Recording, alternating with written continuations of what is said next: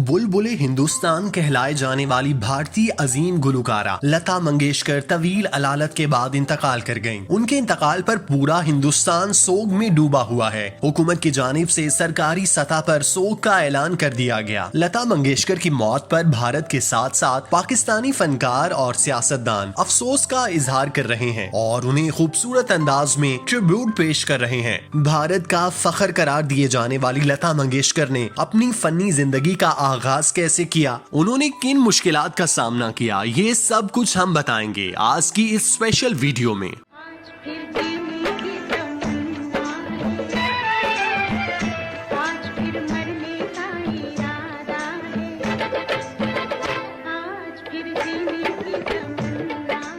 लता मंगेशकर 28 सितंबर 1929 को वस्ती हिंदुस्तान के शहर इंदौर में पैदा हुई। उनके वालिद पंडित दीनानाथ मंगेशकर भी गुलकार थे। वो अपने वालिद के 5 बच्चों में सबसे बड़ी थीं। बाद में लता के छोटे बहन भाइयों ने भी उनकी पैरवी की और मौसीकी की दुनिया में कदम रखा। उनके वालिद खुद भी गाने गाते थे और ड्रामा कंपनी चलाते थे और साथ ही मौसीकी की तालीम भी दिया करते थे। लता मंगेशकर को बचपन से ही गुलकारी का शौक था, मगर वो अपने वालिद से इस कदर डरती थीं कि वो उनके सामने गाने से घबराती थीं। इस हवाले से एक इंटरव्यू में लता ने बताया था कि एक मर्तबा मेरे वालिद अपने एक शागिर्द को मौसीकी सिखा रहे थे। उन्हें कहीं जाना पड़ गया तो उन्होंने कहा कि तुम रियाज करो, मैं अभी वापस आता हूँ। मैं बैल्कनी में बैठी उनके शागिर्द को सुन रही थी। मैं उसके पास गई और उससे कहा कि तुम ये बंदिश गलत लगा रहे हो। फिर मैंने उसे गा कर सुनाया। इतनी देर में मेरे वालिद आ गए और मैं वहाँ से भाग गई। उस वक्त मैं 4 से 5 साल की थी और मेरे वालिद को नहीं मालूम था कि मैं गाती हूँ। शाम को बाबूजी ने मेरी माँ से कहा कि हमारे घर में गुलकारा है और हम बाहर वालों को सिखा रहे हैं। अगले ही दिन बाबूजी ने मुझे सुबह 6 बजे उठाकर तानपुरा मेरे हाथ में थमा दिया। 9 साल की उम्र में उन्होंने पहली मर्तबा अपने वालिद के साथ स्टेज पर परफॉर्म किया। लता मंगेशकर का फिल्मी म्यूजिक करियर निस्फ सदी से ज्यादा पर मुहित था, जिसमें उन्होंने 36 हिंदुस्तानी जुबानों में 30,000 से जायद गाने गाए। 1940 की दिहाई की बात है, तब फिल्मों में गानों की इतनी गुंजाइश नहीं थी। चुनाचे लता मंगेशकर ने खानदान को चलाने के लिए अदाकारी शुरू कर दी। हालांकि उनके वालिद नहीं चाहते थे कि वो फिल्मों में गाना गाएं, लेकिन सन 1942 में अपने एक दोस्त की गुजारिश पर वो तैयार हो गए और लता ने एक मराठी फिल्म के लिए गाना गाया। गाना रिकॉर्ड होने के बाद लता के वालिद वफात पा गए और पूरे घर की जिम्मेदारी लता पर आ गई। ऐसे में अदाकारा नंदा के वालिद और हिदायतकार मास्टर विनायक ने उन्हें सहारा दिया। उन्होंने लता को फिल्मों में काम देने के साथ साथ उस्ताद अमान अली की शागिर्दी में दिया, जिनसे उन्होंने गाना सीखा और उन्हें मराठी फिल्म में गाने का मौका मिला और यहीं से उनका सफर शुरू हुआ।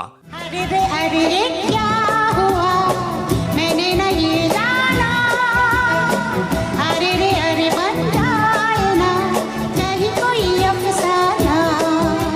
ये किस्सा 1943-44 का है। रियासत महाराष्ट्र के शहर कोल्हापुर में एक फिल्म की शूटिंग चल रही थी। उस जमाने की मशहूर गुलकारा नूरजहां अपने गानों की रिकॉर्डिंग के लिए वहां आई थी। उसी फिल्म में एक छोटी बच्ची भी एक किरदार निभा रही थी। फिल्म के हिदायतकार ने उस बच्ची का तारुफ नूरजहां से करवाते हुए कहा, ये लता है और ये भी गाती है। नूरजहां तपाक से बोली, अच्छा कुछ गा कर सुनाओ। लता ने शास्त्रीय संगीत से सजाई गाना सुनाया। उस वक्त नूरजहां सुनती गईं और लता गाती रहीं। बच्ची के गाने से खुश होकर नूरजहां बोली, बहुत अच्छा गाया, रियाज करती रहो, बहुत आगे जाओगी। रोजी रोटी के लिए फिल्मों में छोटे छोटे किरदार करने वाली ये बच्ची आगे चलकर सुरों की मलका लता मंगेशकर बनी। एक वक्त नगमा निगार और हिदायतकार गुलजार की कही हुई एक बात याद आती है कि लता महज गुलकारा ही नहीं है, वो हर इंडियन के रोजमर्रा जिंदगी का हिस्सा बन चुकी हैं। बचपन में ही वालिद की वफात के बाद लता को फिल्मों में छोटे मोटे किरदार करके अपने घर वालों का पेट पालना पड़ रहा था, लेकिन उन्हें मेकअप, एक्टिंग ये सब कुछ पसंद नहीं था। उन्हें तो बस गुलकार बनना था। इस दौरान उनकी जिंदगी में मौसीकार उस्ताद गुलाम हैदर आए। उन्होंने लता की आवाज सुनी तो उन्हें लेकर हिदायतकारों के पास गए। उस वक्त लता की उम्र बमुश्किल 19 साल होगी। उनकी आवाज नापसंद कर दी गई, लेकिन गुलाम हैदर अपनी बात पर अड़े रहे और फिल्म मजबूर में मुनव्वर सुल्ताना के लिए लता से प्लेबैक करवाया। गुलाम हैदर ने उनसे कहा था कि एक दिन तुम एक बड़ी फनकारा बनोगी। बनूंगी। वो जो लोग तुम्हें मुस्तरद कर रहे हैं वही तुम्हारे पीछे भागेंगे। ये अजीब इत्तेफाक है कि गुलाम हैदर और नूरजहां दोनों तकसीम हिंद के बाद पाकिस्तान चले गए, लेकिन लता के लिए उनकी बात सच साबित हुई। फिल्म मजबूर में लता मंगेशकर का गाना सुनने के बाद उन्हें कमाल अमरोही की फिल्म महल मिली और उन्होंने आएगा आने वाला गाया। उसके बाद लता को कभी फिल्मों की कमी नहीं हुई। लता मंगेशकर की किशोर कुमार के साथ जोड़ी खूब मकबूल हुई। ताहम उन दोनों की पहली मुलाकात फिल्मी अंदाज में हुई। हुआ कुछ यूं के 40 की दिहाई में जब लता ने फिल्मों में गाना शुरू किया था, तब वो अपने घर से लोकल ट्रेन से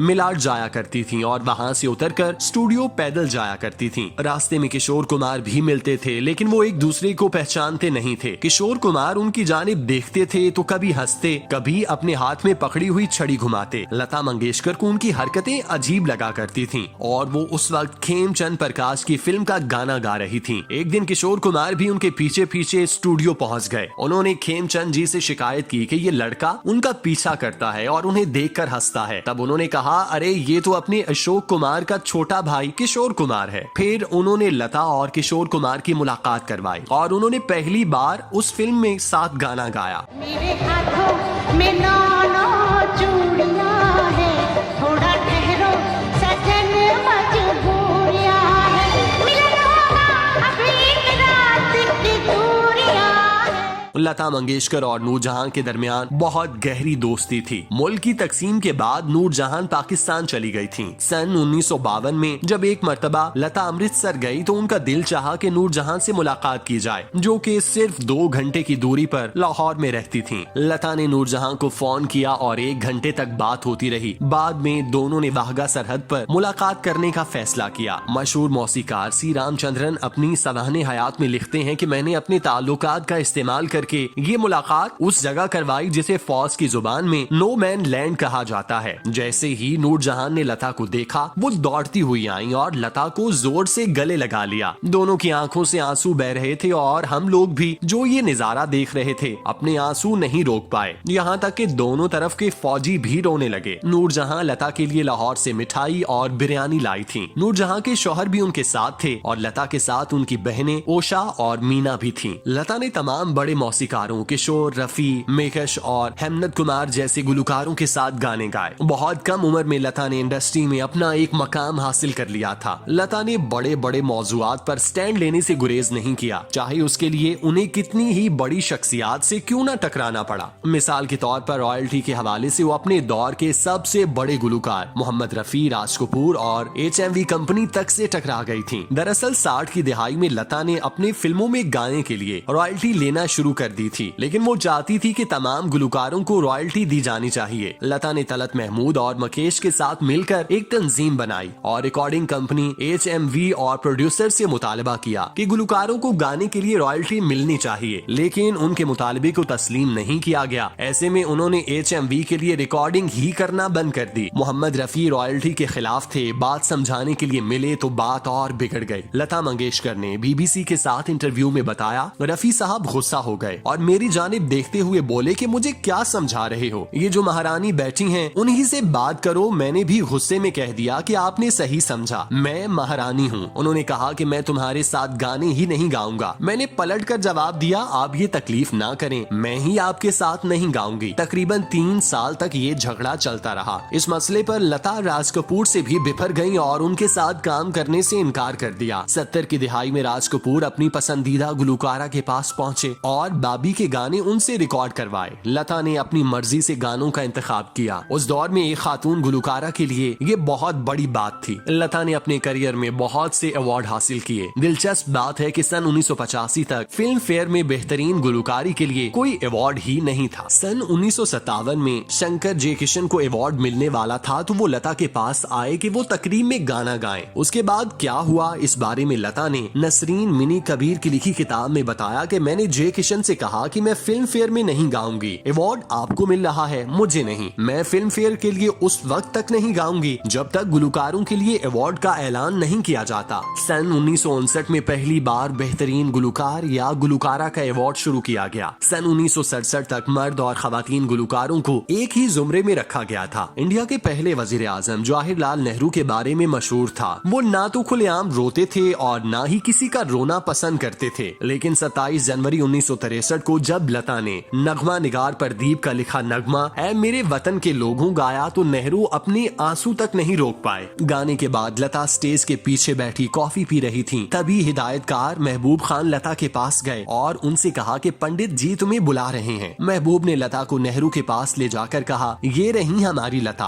आपको इनका गाना कैसा लगा? उन्होंने कहा, बहुत अच्छा। इस लड़की ने मेरी आंखें नम कर दी। ये कहकर उन्होंने लता को गले लगा लिया। इसके बाद उस गाने का टेप रेडियो चैनल बुध भारती को पहुंचाया गया और म्यूजिक कंपनी HMV उसका रिकॉर्ड बनाकर उसे बाजार में ले आई। देखते ही देखते ये गाना मुल्क भर में मकबूल हो गया। सन 1964 में जब नेहरू मुंबई आए तो लता ने तकरीब में उनके सामने फिल्म आरजू का ये गाना गाया, अजी रूठ कर अब कहाँ जाइएगा। तब नेहरू ने उनके पास एक चिट भिजवाकर एक बार फिर ऐ मेरे वतन के लोगों गाने की फरमाइश की थी और लता ने उनकी ये फरमाइश पूरी की थी। एक बार बड़े गुलाम अली खान साहब से मिलने अमृतसर गया था। हम बातें ही कर रहे थे कि ट्रांजिस्टर पर लता का गाना ये जिंदगी उसी की है जो किसी का हो गया प्यार ही में खो गया सुनाई दिया। खान साहब बात करते एकदम से खामोश हो गए और जब गाना खत्म हुआ तो बोले, कमबख्त कभी बेसुरी ही नहीं होती। उनके इस जुमले में एक वालिद जैसा प्यार भी था और एक फनकार जैसा रश्क भी। लता की आवाज के सुरीलेपन के साथ साथ उर्दू के उनके बेहतरीन तलफ्फुज ने भी लोगों की तवज्जो हासिल की। इसका सेहरा एक तरह से दिलीप कुमार के सर जाता है। हरीश भिमानी अपनी किताब में लिखते हैं, एक दिन अनिल बसवान और लता लोकल ट्रेन से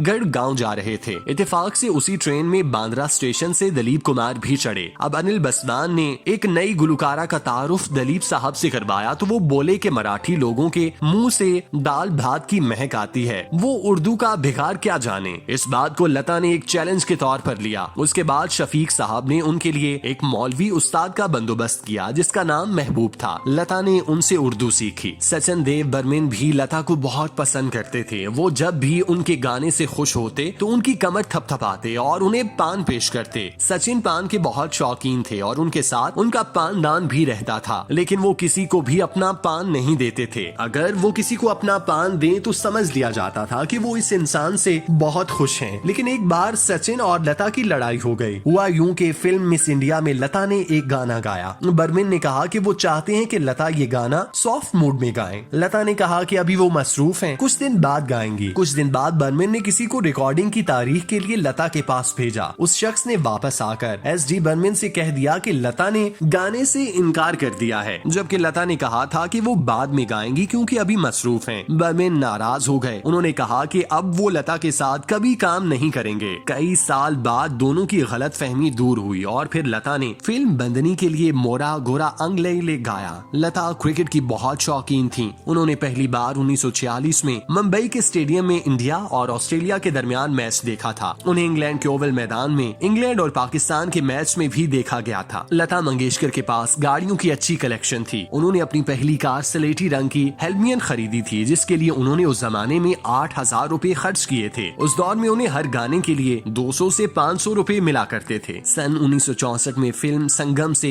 हर गाने के लिए उन्हें 2,000 रुपए मिलने लगे। उसके बाद उन्होंने हेल्मियन बेचकर शिव रोले खरीदी थी। लता ने जब यश चोपड़ा की फिल्म वीर ज़ारा के लिए गाने गाए तो उनसे ये कहकर पैसे लेने से इनकार कर दिया कि वो उनके भाई की तरह है। लेकिन जब फिल्म रिलीज हुई तो चोपड़ा ने एक मर्सिडीज उन्हें बतौर तोहफा भिजवाई थी। जिंदगी के आखिरी दिनों तक लता उसी कार में सवारी करती थी। हीरे और जासूसी रिसाले बहुत पसंद थे। लता को हीरों का बहुत शौक था और 1948 में 700 रुपए में उन्होंने अपने लिए हीरे की अंगूठी बनवाई थी जो वो हमेशा पहना करती थी। वो सोने की पायल पहना करती थी। लता को जासूसी रिसाले पढ़ने का बहुत शौक था। उनके पास शर्लॉक होम्स की किताबों का जखीरा था। मिठाइयों में लता को जलेबी पसंद थी। इसके अलावा उन्हें इंदौर के दही बड़े, गुलाब जामुन, गवाकरी और समंदरी झींगे भी पसंद थे। उनके हाथ का मटन पसंदीदा, जिसने भी खाया वो कभी भूल नहीं पाया। वो समोसे भी बहुत पसंद करती थीं, लेकिन कीमे के। उन्हें लीमू का अचार और जवार की रोटी भी बहुत पसंद थी। आज इंडिया में लता लता मंगेशकर को पूजा जाता है और बहुत से लोग उनकी आवाज को भगवान का सबसे बड़ा तोहफा मांगते हैं। सन 1989 में लता को इंडियन फिल्म इंडस्ट्री का सबसे बड़ा एजाज दादा साहब फाल्के दिया गया। इसके अलावा उन्हें सबसे बड़ा शहरी एजाज भारत रत्न 2001 में दिया गया। गुलकारी की दुनिया में राज करने वाली लता मंगेशकर के दिल पर कोई भी मर्द हुक्मरानी न कर सका। लता मंगेशकर ने अपनी सारी जिंदगी कंवारेपन की नजर कर दी। इस हवाले से उन्होंने एक हिंदू मुसन्निफ की किताब में बताया कि मेरे वालिद ने मेरी जन्म पत्री पढ़ी थी और कहा था मैं तसव्वुर से भी ज्यादा मशहूर हो जाऊंगी, पूरे कुंबे का ख्याल रखूंगी और शादी नहीं करूंगी। यही जिंदगी है। जिंदगी, मौत और शादी पर किसी का कोई जोर नहीं होता। अगर मैंने शादी की होती तो मेरी जिंदगी कुछ और होती। मैं कभी तन्हाई महसूस नहीं करती। मैं हमेशा अपने घर वालों के साथ रही हूँ। लता मंगेशकर के बारे में ये दावा भी किया जाता है कि वो मरहूम उस्ताद सलामत अली खान की शागिर्दी में आने के बाद उनकी मोहब्बत में मुब्तला हो गई थीं। ये यकतरफा ताल्लुक बाद में मोहब्बत की दास्तान में तब्दील हो गया था। दोनों शादी करने के लिए राजी हो गए, मगर नागुज़ीर वजूहात की बिना पर ये इश्क मंजिल तक ना पहुंच सका। कई दिहाइयों तक अपनी आवाज का जादू जगाने वाली लता मंगेशकर पिछले माह कोरोना वायरस और नमूनिया का शिकार हुई। उनका मुंबई के मकामी अस्पताल में इलाज जारी था। ताहम बीमारी के बायस उनके मुतादिद आज़ा काम करना छोड़ गए थे, जिसकी वजह से उनकी हालत बिगड़ती चली गई और वो इतवार की सुबह 8 बजे दम तोड़ गयी। भारतीय हुकूमत की जानिब से उनकी खिदमात के पेश नजर उन्हें भरपूर तरीके से ट्रिब्यूट पेश किया जाएगा और उनकी आखिरी रसूमात सरकारी हैसियत में अदा की जाएंगी।